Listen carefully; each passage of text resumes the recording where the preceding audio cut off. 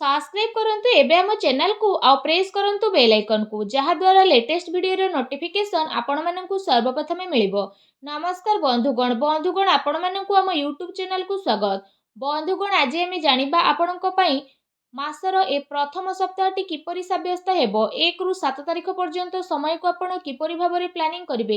आपणकर love life किपरि रहइबो, business किपरि रहइबो, व्यापार किपरि रहइबो, स्वास्थ्य, शिक्षा, पारिवारिक जीवन, दाम्पत्य जीवन, लव लाइफ सबु किछि विषय रे पूरा विस्तार पूर्वक भाबे जानिबा। तेणु वीडियो आगो को आरंभ करिबा पूर्वरु आपण माननकु रिक्वेस्ट कि चैनल जदि नुआ आछंती चैनल को सब्सक्राइब करंतु और पाखरे आसुथुआ बेल आइकन को क्लिक करंतु और कमेंट बॉक्स रे जय श्री गणेश और जय माता लक्ष्मी बोली अवश्य लिखि दियंतु जेउ कारण पई भगवान श्री गणेश और माता लक्ष्मी कृपा आपण को मिलिबो। तो आसंतु जानिबा आगामी 1 रु 7 तारिख अर्थात मासर प्रथम सप्ताहटी आपणकर किपरि कटिबो, केउ प्रकारर ए 7 दिन को आपण प्लानिंग करिवे। जदि कहिबा आपण कठिन परिश्रम द्वारा सबु किछि को ए समय रे हासिल करिवे जहार आपणकर इच्छा थिला।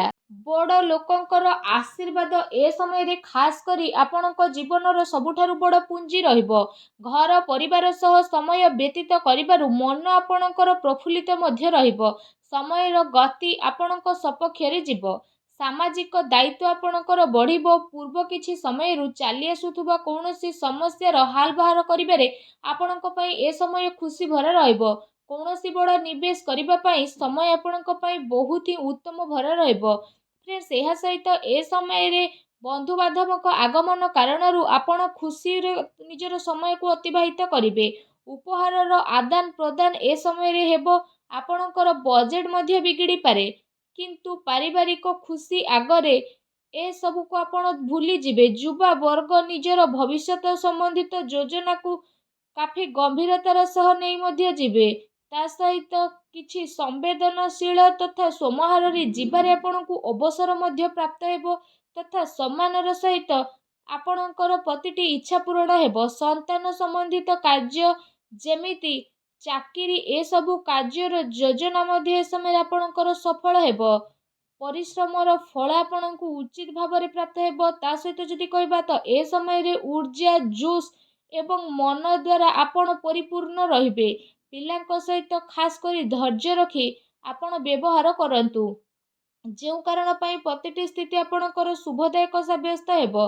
एहा सहित जदि आमे कहिबा आपण मैनेज करिवे कि आपणक सहित मनोरंजन रे आपणक समय किपरि बीतुछि। ता सहित ए समय रे परिवार सहित हर्ष उल्लास रे सहित समय को व्यतीत करिवे।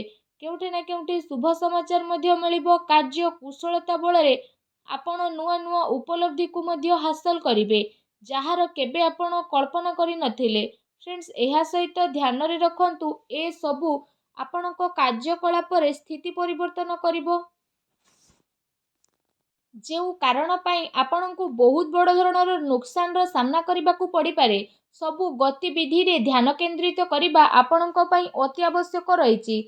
आर्थिक जिनिस रे आपणकर परिवर्तन आसीबो। आनिथिबा धन संबंधित निवेश भाबी चिंती आपण ए दिन रे करंतु नचे असुविधा रे पड़ी पारंती कारण पैसा पुणी थरे आपणकु मिलिबा मुश्किल होई पारे। ए सप्ताह रे विद्यार्थी को तांकर प्रतियोगी परीक्षा रे अधिक ध्यान देबार अति आवश्यक रहिछि। फ्रेंड्स एहा सहित जदि कहबा ए समय रे सबु किछि ठीक रही मध्य आपणकु केउठी ना केउठी असुविधार सामना करिबा पई पड़ी पारे किंतु आपण जदि चेष्टा करिवे तो सबु को परिवर्तन करि परिबे। केवल आपणको आपणको भावना क्रोध ऊपर नियंत्रण रखिबार आवश्यकता रहिछि कारण यह प्रभाव रे किछि संबंध आपणकर खराब होई पारे किंतु शीघ्र ही परिस्थिति किछि एपरि प्रतीत हेबो जेउ कारण पई स्थिति रे परिवर्तन आसीबो। घरुआ खर्चर स्थिति पई आपणको बजेट बनेबार आवश्यकता रहिछि। कोर्ट कचेरी संबंधित मामला रे किछि परिवर्तन मध्य आसी पारे। संपर्कियों सह व्यवहार करिबा समय रे आपण सावधान अवलंबन करंतु। आपणको द्वारा मुहरु एपरि किछि कथा बाहरी जिवो जेउ कारण पई आपणको संबंध खराब हेबार आशंका रहिछि। सेथि पई आपणको आपणकर राग ऊपर निहाती भाबरे कंट्रोल रखिबार आवश्यकता रहिछि। काहा ऊपर ए दिन रे अत्यधिक भरोसा बा विश्वास करिबा नुकसान होई पारे। ठीक हेबो कि आपण निजर निर्णय को निजे सर्वोच्च रखंतु। घरर वरिष्ठ सदस्यंकर स्वास्थ्यर ध्यान रखिबार अति आवश्यकता रहिछि। फ्रेंड्स जदि कथा आपणकर लव लाइफ विषय हेब तो ए समय पारिवारिक वातावरण रे आपसिक तालमेल रे असमंजस्य बनी रहिबो। प्रेम संबंध रे जणे आउ जणकर भावना को बुझिबार अति आवश्यकता रहिछि। पति पत्नी भितर किछि ए समय नोकझोक मध्य होई पारे। प्रसंग बदनामी ए सब आपणकर कारण बनी पारे, तेणु विचलित न होई सावधान रहंतु। ता सहित ए सप्ताह काम कार्य रे चलुथुबा शिथिलतार प्रभाव पारिवारिक जीवन उपरे पड़िबा पई दियंतु नाही। जीवन साथी तथा पिलांकर पूर्ण सहयोग ए दिन आपको प्राप्त हेबो। ता सहित ए समय पारिवारिक सुख शांति मध्य बनी रहिबो। संतानक शिक्षा आउ क्यारियर संबंधित गतिविधि रे आपण सहयोग मध्य प्राप्त करिवे।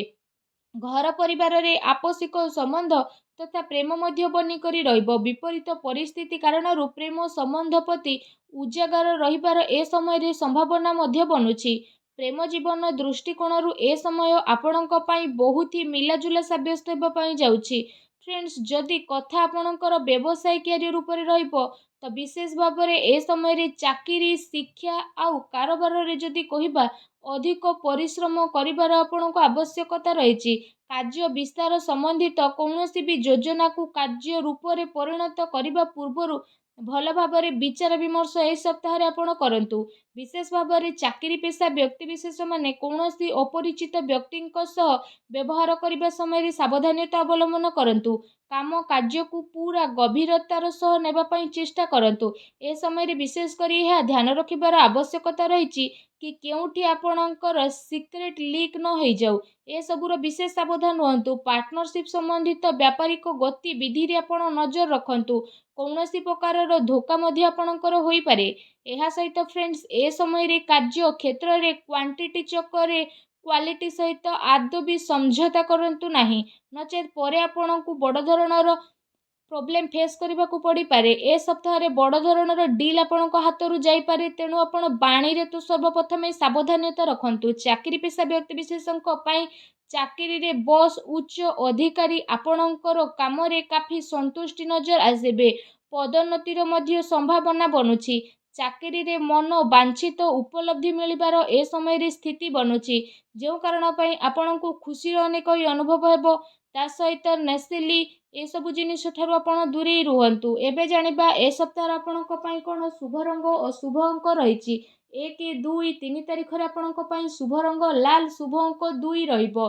4 5 तारिख रे आपणक पई शुभ रंग सबुज, शुभ अंक 3 रहिबो। 6 7 तारिख रे आपणक पई शुभ रंग हळदिया धळा एवं शुभ अंक 8 रहिबो।